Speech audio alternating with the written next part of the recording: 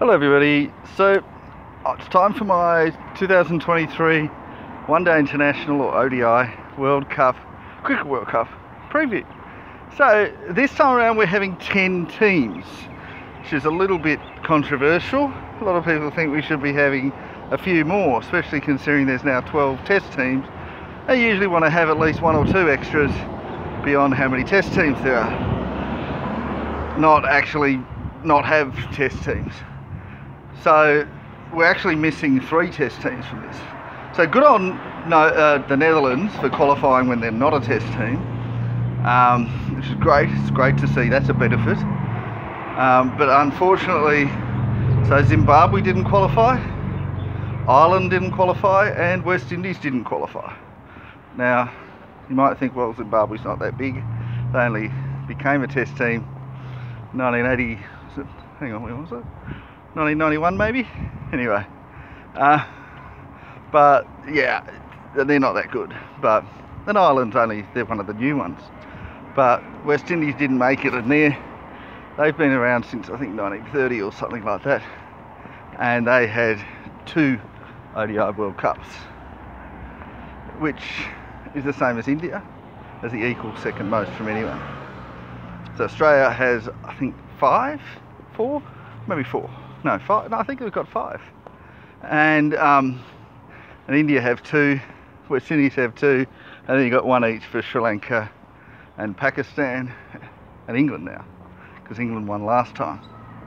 So missing out on West Indies is a pretty big deal. But anyway, so Netherlands made it.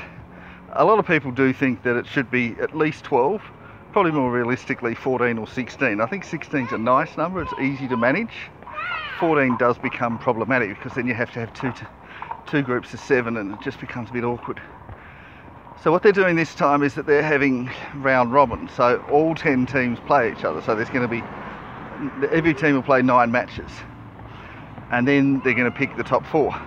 That's what they did in 1992, which they all say was a great way to do it. And 1992 was a pretty good World Cup. Not for us. Australia didn't even qualify for the semi-finals, but Pakistan did. Came in from nowhere, just barely qualified, and then even won the whole thing. It was a nice format. It was a fair format.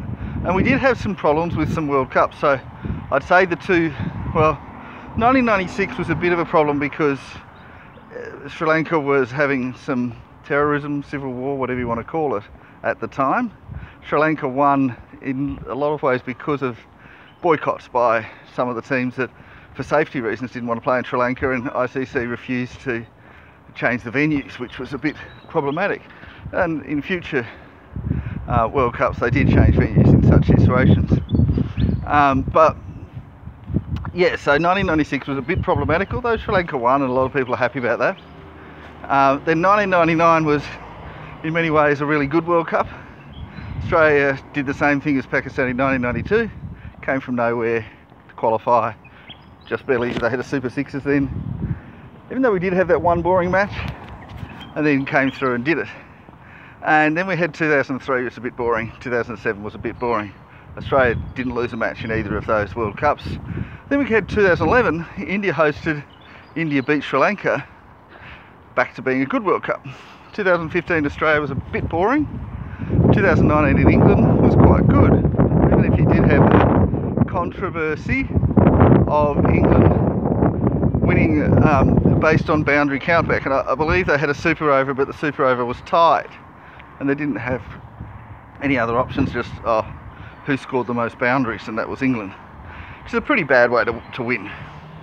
And there was also some controversy that there was an overthrow, and New Zealand should have won, really. But anyway, they didn't complain. Good on them. So this one, India have been really good at hosting World Cups. So they hosted in 1987 and in 2011, and did a really good job, I think we all have to say. So a lot of people are looking forward to India hosting. So, of course, the last time India hosted, they won. But the time before that they hosted, that was in 1987, Australia won. So it was a bit of an upset.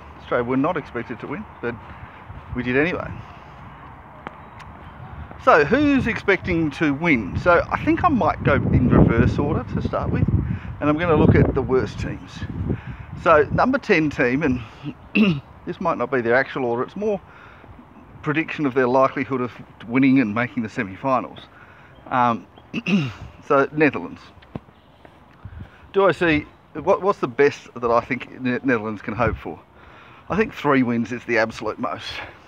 That would be if they beat Bangladesh, Afghanistan and someone else. Now the someone else probably would be either South Africa or Sri Lanka, but who knows what might happen there. But look, realistically they're a very good chance to finish without a win and bottom of the table. And even if they do manage to win those 3 matches, they'll be 3-6. They're not anywhere near the top 4. So the top 4 you'll probably need to be 6-4. 6 wins and 4, well, 6-3, so 6 wins and 3 losses. 5 wins and 4 losses might be enough, but they're probably going to finish at best 3-6. So, but more realistically, it'll probably be 0-9 or 1-8. So they'll either have 0 or 1 win, probably. And you know, they'd be hoping that, look, they qualified as the only non-test team to qualify, and at the expense of 3 different test teams. That's, I mean, Zimbabwe were probably a fair bit off, but you had, well actually Ireland were probably even further off.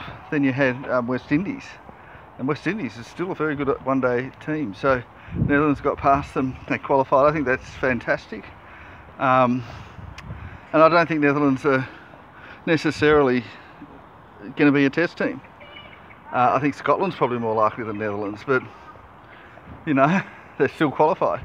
So good on them. And look, if they did win a match, that'd be fantastic for them, and probably fantastic in a lot of other ways. They do have a pretty solid team. It is a bit bowler heavy. They do have a few all-rounders and a little bit of hitting at the top. They're not really likely to get very many big scores, but you never know. Things can all go right and they suddenly get 350. But it is definitely bowler heavy. So they will want to get a few more runs than expected and then bowl it out. That's probably their best chance of success, but so if they bat first. But I mean, if they bowl first and they bowl a team out cheaply enough, the problem is that their batting's so weak that they can't really chase anything, or not reliably. So look, it's not really worth talking about too much, but yeah, they're probably 10th. Now 9th is a tough one, and I am putting Afghanistan there, but I might put Bangladesh. Ooh, it's a tough between those two. Afghanistan has the more well-rounded team. They have a lot of good bowlers, mostly spin bowlers, but a few decent pace bowlers, and a lot of all-rounders and a few decent hitting batsmen. Now, unfortunately, they're not really big hitters, and they can't really last for a long time, but they are solid. They're not really having any gaps. Bangladesh, on the other hand, have a lot of gaps. They have a lot of big people gaps where you're going to get duck, and at the top of the order you're going to have bowlers that are going to concede millions of runs and not look like taking wickets. And it's all relying on just a few players. But those few players are arguably in many ways much better than Afghanistan's ones. And the biggest one is Shakib Al Hasan. So if Shakib Al Hasan is not doing well, you'd swap the order. You'd have Afghanistan ahead of Bangladesh. And look, there is definitely an argument to have Afghanistan 8th and Bangladesh 9th. But I am putting Bangladesh 8th. I think they've been around for longer, they're more experienced, they know what they're doing, and this is pretty close to home conditions. Afghanistan don't really play at home, so I suppose nowhere's home, but it's a bit less familiar for them. And yeah, it's a tough one. I'd like to put Afghanistan 8th and Bangladesh 9th, but I think overall more likely I'm putting Bangladesh ahead. Now, I don't think either of them are really any realistic chance of making the semi-finals, but they could get up to say 4-5. Whoever wins that, as long as they'll also presumably beat Netherlands. And look, you know, there's Sri Lanka and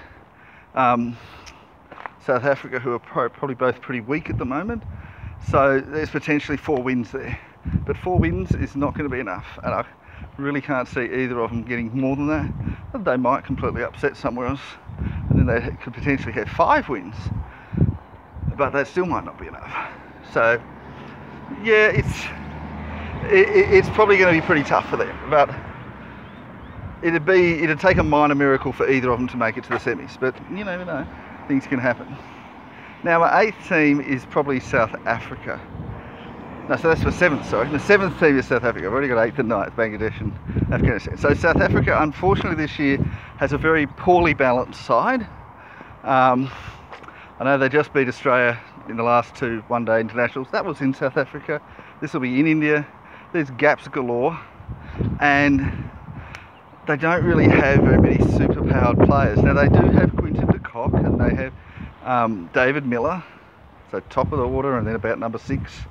That can bat pretty well, and then they have some bowlers like Kagiso Rabada, Lungi Ngidi that can help them out.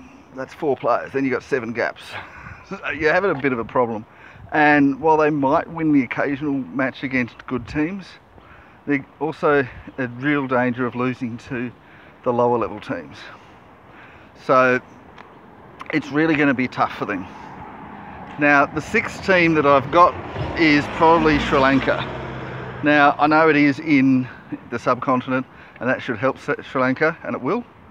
But they're missing some of their better players, and they're also generally not in that good a form. I mean, they had to qualify, they did qualify, good on them, but it's tough. They will hope that they can make the semi-finals, but it's going to be hard for them. Yeah, I mean 6th, they could well be 7th, and South Africa could be 6th. They might even finish lower than that. But 6th is really hoping that all goes well for them. They take advantage of the conditions. They might beat, you know, an Australia or New Zealand or someone like that. But I'm not having it happen. 5th, I'm now going to have. This is a tough one. New Zealand, and I know I hate saying that because New Zealand lost last time, really unfortunately, with the highest,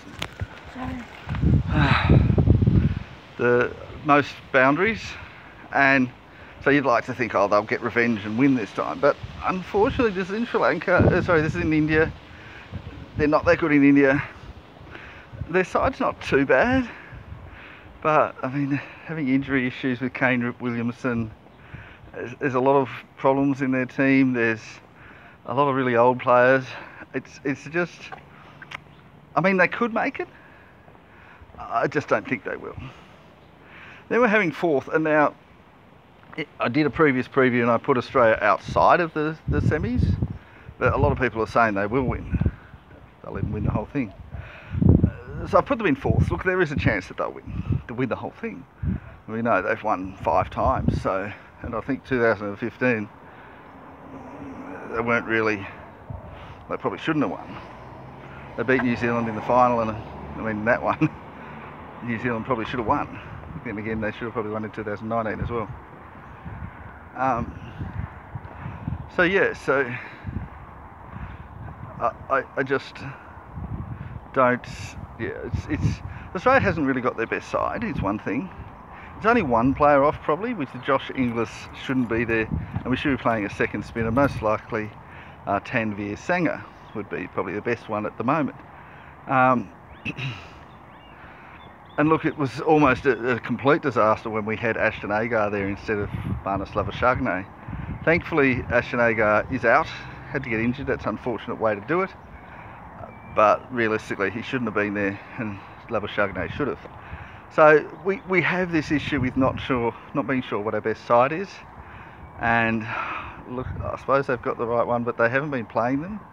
It's been a bit all over the place. A lot would have to go right for Australia to make the semis. Could easily miss out, and they might just sneak in there, but then you're going to have 2 absolute colossus in India and Pakistan to face, and even England, who are the reigning champions. If they're in the semis, I can't see Australia beating any of them. So that's the 4th. 3rd, I've got England. Now, England are reigning champions since that time, and we also have to acknowledge that this is in India, not in England. The team has probably got a little bit weaker, so everyone's got a bit older. Ben Stokes is really not bowling anymore. We have some issues with some of the players batting at the top of the order, and yeah, look, I mean, they can still put up a good fight. They're still pretty strong, but they're probably not absolute world beaters at the moment. There's still a chance of going all the way to the final in spite of that, but there's also a chance of missing out. And it's not, I'm certainly not saying, oh well, England is definitely guaranteed to make the semi-finals, so I put them in third spot. They're not, but they're probably on balance a better chance of making it. And I think head to head they would beat Australia if it came to a knockout, so, or an individual match. Then we have number 2 and number 1. Now, if you've been paying attention, you'd know that I've left India and Pakistan. I know we've never had an India versus Pakistan World Cup final. Pakistan don't tend to beat India in finals, which is why I've got them second, but also the rankings, it has India ahead, and we also have that it's in India, it's not in Pakistan, it's not even joint or anything. I think it will be a close match, and it could easily go the other way. And I know that we do have that precedent and says, oh well, Pakistan will lose, but I think they could win. Now, I have them losing, but I think it's not exactly a foregone conclusion. I think you'll go right down to the wire, and I can definitely see Pakistan finishing top of the table after the home and away.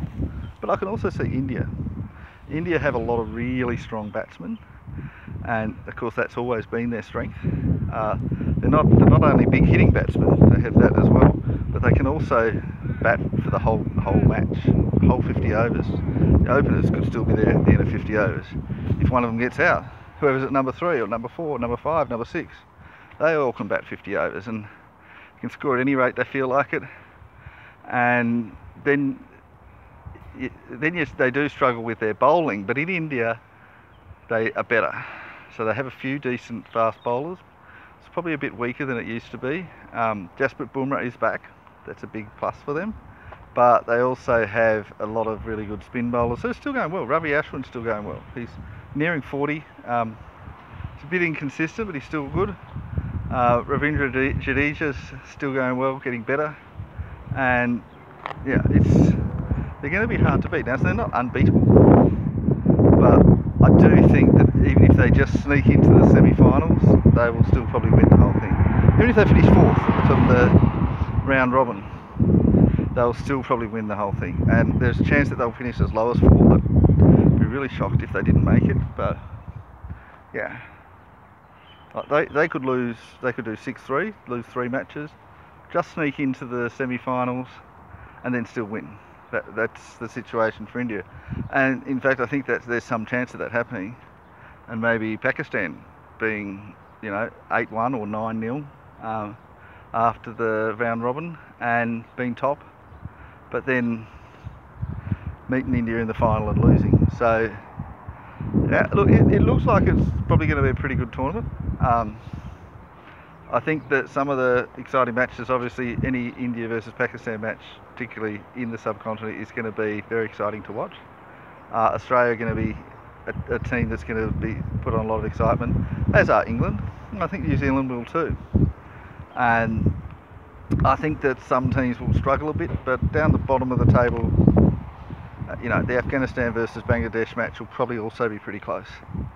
So, and you've got South Africa versus Sri Lanka will probably also be pretty close. So, you've got some interesting matches, and probably looking at a pretty good tournament. But we'll see. Anyway, that's starting in a couple of days from now. Can't remember the exact date, but not long to go now. Anyway, that's it from me. Bye bye now.